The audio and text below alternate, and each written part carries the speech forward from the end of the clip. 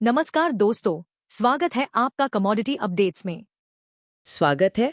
आज हम एमसीएक्स पर जो कुछ खास कमोडिटीज ट्रेड होती हैं उनके टेक्निकल साइड पर थोड़ी गहराई से बात करेंगे। जी। हमारे पास एक एनालिसिस है और उसके बेसिस पर हम देखेंगे कि सोना, चांदी, कच्चा तेल, natural gas, copper, zinc, aluminium, इनमें क्या चल रहा है, कौन से लेवल्स इंपॉर्टेंट है, ट्रेंड क्या कह रहा है। बिल्कुल। इस एनालिसिस में Fibonacci level, super trend, RSI, ये सब इंडिकेटर्स यूज हुए हैं।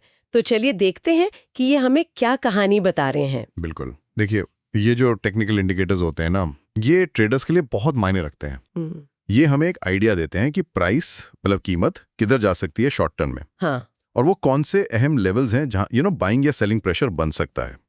तो ये एनालिसिस एक तरह से मौजूदा ट्रेंड्स और कहां पर पॉसिबल टर्निंग पॉइंट्स आ सकते हैं उसकी एक झलक देता है। समझिए बाजार का एक्सरे जैसा। ठीक है। अच्छा, तो शुरुआत सोने से करते हैं।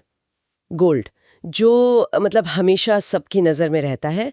एनालिसिस में लग रहा है कि ये 1,32,400 के पास जो 23.6% फिबोनाची लेवल था, वहाँ फेल होके नीचे आ गया। हाँ। और सुपर ट्रेंड ने भी सेल सिग्नल दे दिया है। इसका क्या मतलब निकालें? हाँ, सोने में जो रीसेंट वीकनेस है वो काफी साफ है। 1,32,400 का लेवल जो आपने बताया, 23.6% फिबोनाची रिट्रेसमेंट, वो एक इंपॉर्टेंट रेजिस्टेंस था जी। वहां प्राइस का टिक ना पाना ये दिखाता है कि सेलिंग प्रेशर बढ़ गया है। और साथ में सुपर ट्रेंड का सेल मोड में आना। देखिए, सुपर ट्रेंड एक ट्रेंड फॉलो करने वाला इंडिकेटर है। हाँ, वो ट्रेंड बताता है। हाँ, तो उसका सेल में आना ये साफ इशारा है कि कम से कम शॉर्ट टर्म के लिए सोने का ट्रेंड नीचे की तरफ घूम गया है। और आरएसआई, उसका क्या स्टेटस है? वो भी तो मोमेंटम देखता है ना? सही कहा। आरएसआई यानी रिलेटिव स्ट्रेंथ इंडेक्स, वो अभी 47 पर है। देखिए, 50 के नीचे का आरएसआई जनरली वीक मोमेंटम या थोड़ा बेरिश बायस दिखाता है। तो 47 का लेवल है तो न्यूट्रल, पर झुकाव मंदी की तरफ ज्यादा है। ओके। तो ये सब मिला के देखें तो ऐसा लग रहा है कि प्राइस अब नीचे की तरफ करीब 1,18,000 रुपए के आसपास अपना अगला सपोर्ट ढूंढ सकती है। ये 38.2% फिबोनाची रिट्रेसमेंट लेवल है। अच्छा, तो ये 1,18,000 वाला लेवल। हाँ, 1,18,000 का लेवल, ये बहुत क्रिटिकल जोन है।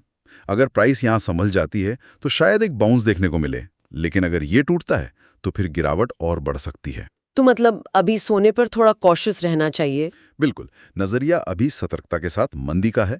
1,18,000 से 1,16,000 का जो एरिया है वो एक मेजर सपोर्ट जोन रहेगा जिस पर सबकी नजर होगी। ठीक है, सोने का मामला क्लियर है, दबाव है। अब चांदी की तरफ देखते हैं। क्या सिल्वर में भी कुछ ऐसी ही कहानी चल रही है? यहाँ भी एनालिसिस में 160,500 जो 23.6% फिबोनाची रेजिस्टेंस था, वहां से फेलियर और सुपर ट्रेंड सेल मोड में। बिल्कुल, चांदी में भी प्रेशर दिख रहा है सोने जैसा ही। 1,60,500 के रेजिस्टेंस से लौटना और सुपर ट्रेंड का सेल सिग्नल, ये दोनों शॉर्ट टर्म में दबाव की तरफ इशारा कर रहे हैं। और आरएसआई यहाँ कैसा है? यहाँ आरएसआई 46 पर है, गोल्ड से भी थोड़ा कम। ये मोमेंटम घटने और बायर्स की ताकत कम होने का संकेत दे रहा है। तो अभी कीमतें कहाँ पर हैं? फिलहाल कीमतें 1,42,000 के आसपास के लेवल को टेस्ट कर रही हैं। ये 38.2% फिबोनाची रिट्रेसमेंट लेवल है। ये चांदी के लिए नियर टर्म एक बहुत इंपॉर्टेंट सपोर्ट है। तो अगर ये 1,42,000 वाला सपोर्ट भी टूट गया तो फिर चांदी और नीचे जा सकती है। हाँ, अगर ये 1,42,000 रुपए का लेवल ठीक से टूट जाता है, मतलब इसके नीचे टिक जाती है कीमत, तो फिर अगला जो मेजर सपोर्ट एरिया है वो 1,40,000 से 1,38,000 रुपए के बीच में देखा जा रहा है। ओह, तो कुल मिलाकर चांदी पर भी नजरिया अभी माइल्डली बेरिश यानी हल्की मंदी का ही है। अगर चांदी को रिकवर करना है तो उसे कम से कम 1,50,500 के ऊपर सस्टेन करना होगा, जो फिलहाल थोड़ा मुश्किल दिख रहा है। तो कीमती धातुओं में तो अभी सुस्ती छाई हुई है। हाँ, फिलहाल तो ऐसा ही लग रहा है। चलिए अब एनर्जी सेक्टर की तरफ चलते हैं। क्रूड ऑयल, कच्चे तेल में क्या हो रहा है? यहाँ तस्वीर थोड़ी अलग है शायद। एनालिसिस कह रहा है कि 5,120 के लेवल से जो 78.6% फिबोनाची सपोर्ट था, वहां से एक बाउंस आया है। हाँ, और एक नया सुपर ट्रेंड बाय सिग्नल भी मिला है। ये तो गोल्ड सिल्वर से बिल्कुल उल्टा लग रहा है। हाँ बिल्कुल, क्रूड ऑयल में एक अच्छा रिबाउंड देखने को मिला है। 5,120 रुपए का लेवल, जो आपने सही कहा, 78.6% फिबोनाची सपोर्ट था। ये काफी डीप रिट्रेसमेंट लेवल होता है। वहां से कीमत का पलटना ये दिखाता है कि बायर्स एक्टिव हुए हैं उस लेवल पर। अच्छा। और साथ ही सुपर ट्रेंड का बाय सिग्नल में बदलना ये इस बाउंस को और कंफर्मेशन देता है। ये सोने चांदी की कमजोरी के मुकाबले क्रूड में एक रिलेटिव स्ट्रेंथ दिखाता है। लेकिन क्या ये तेजी टिकेगी? आरएसआई क्या कह रहा है? ये अच्छा सवाल है। आरएसआई सुधरा है, 49 पर आ गया है, जो पिछले लेवल से बेहतर है और मोमेंटम बढ़ने का संकेत है। लेकिन ये अभी भी 50 के जो साइकोलॉजिकल लेवल है उससे जस्ट नीचे है। मतलब बुल्स ने पूरी तरह से कंट्रोल अभी नहीं लिया है, थोड़ी और कंफर्मेशन चाहिए। तो ऊपर कहाँ तक जा सकता है? कोई रेजिस्टेंस? हाँ, अब ऊपर जाते हुए कीमतों को 5,575 से 5,650 के जोन में एक अहम रेजिस्टेंस फेस करना पड़ सकता है। ये एरिया 38.2% फिबोनाची रिट्रेसमेंट के आसपास आता है। ओके। अगर प्राइस इस जोन के पास जाकर स्लो हो जाती है, मोमेंटम लूज करती है, तो जिन्होंने नीचे खरीदा है वो प्रॉफिट बुकिंग कर सकते हैं, जिससे प्राइस वापस नीचे आ सकती है। तो नजरिया क्या रखें? इसलिए क्रूड पर नजरिया अभी माइल्डली बुलिश कह सकते हैं, हल्की तेजी का। लेकिन ऊपर के लेवल्स पर थोड़ा सावधान रहना होगा। नीचे की तरफ जब तक 5,250 का सपोर्ट होल्ड कर रहा है, तब तक 5,600, 5,650 की तरफ रिकवरी की उम्मीद रख सकते हैं। ठीक है, क्रूड में तो थोड़ी उम्मीद है। अब नेचुरल गैस देखते हैं। इसमें तो मुझे याद है 275 रुपए के लो से एक शार्प रैली आई थी पिछले दिनों। हाँ, काफी तेज उछाल था। लेकिन अब लग रहा है कि ये 372 के पास अटक सी गई है, जो 23.6% फिबोनाची लेवल है। और इंटरेस्टिंग बात यह है कि सुपर ट्रेंड अभी भी बाय मोड में है। तो यहाँ क्या चल रहा है? नेचुरल गैस की कहानी थोड़ी ट्रिकी है। शार्प रैली के बाद 372 के रेजिस्टेंस पर रुकना तो नेचुरल है, फिबोनाची लेवल है वो। लेकिन जो इंटरेस्टिंग बात है वो ये कि इतनी बड़ी रैली के बाद भी मोमेंटम थोड़ा ठंडा हो रहा है। अच्छा। कैसे? आरएसआई जो पहले ओवरबॉट जोन में चला गया था, मतलब 70 के ऊपर, जो बताता है कि शायद बहुत तेजी से बढ़ गया है प्राइस, वो अब फिसलकर 55 पर आ गया है। ये दिखाता है कि बाइंग का जो फोर्स था वो कुछ कम हुआ है। तो क्या मतलब तेजी खत्म? सपोर्ट कहाँ पर है? अभी ये कहना कि तेजी खत्म हो गई थोड़ी जल्दबाजी होगी, खासकर जब सुपर ट्रेंड अभी भी बाय में है। लेकिन प्राइस फिलहाल 345 के आसपास का जो सपोर्ट जोन है उसे टेस्ट कर रही है। ये 38.2% फिबोनाची रिट्रेसमेंट लेवल है। ओके। ये ट्रेंड के बने रहने के लिए एक बहुत ही क्रूशियल लेवल है। अगर प्राइस इसके नीचे फिसल जाती है और टिक जाती है, तो ये जो करंट अप ट्रेंड है वो वीक पड़ सकता है। तो नजरिया यहाँ क्या बनता है? इसलिए नेचुरल गैस पर अभी नजरिया न्यूट्रल से माइल्डली बुलिश कह सकते हैं। जब तक प्राइस 340 रुपए के ऊपर टिकी हुई है, तब तक 365 से 372 के लेवल्स की तरफ एक और अटेम्प्ट हो सकता है। लेकिन 340 के नीचे जाए तो फिर थोड़ा कॉशियस हो जाना चाहिए। समझ गई। तो एनर्जी सेक्टर में क्रूड थोड़ा बेहतर है, नेचुरल गैस एक डिसाइसिव मोड पर है। अब चलते हैं बेस मेटल्स की तरफ। औद्योगिक धातुएं, इनमें अक्सर ग्लोबल इकोनॉमी की हेल्थ का पता चलता है। कॉपर से शुरू करते हैं। जी, तांबा। इसमें एक शार्प रैली थी जो 1028 के पास रुकी थी। ये 100% फिबोनाची एक्सटेंशन लेवल था। उसके बाद से ये 1005 के आसपास कंसोलिडेट कर रहा है, स्थिर हो रहा है। सुपर ट्रेंड अभी भी बाय में है। तो क्या ये बस एक पॉज है, तेजी फिर शुरू होगी? हाँ, कॉपर में जो 1028 रुपए का लेवल था वो 100% फिबोनाची एक्सटेंशन था।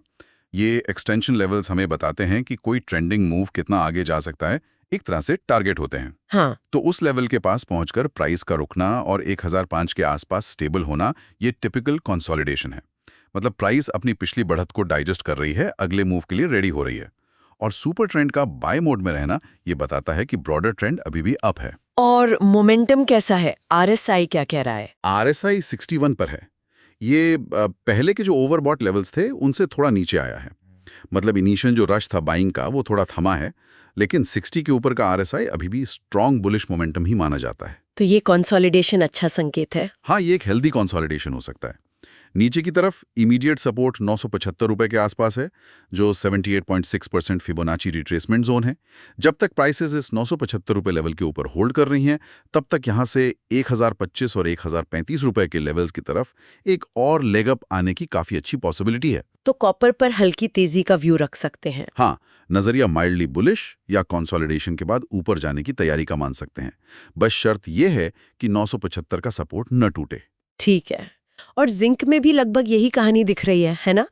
ये भी 308 रुपए के पास जो 100% फिबोनाची एक्सटेंशन था, वहां रेजिस्टेंस फेस करके 297 के पास कंसोलिडेट कर रहा है।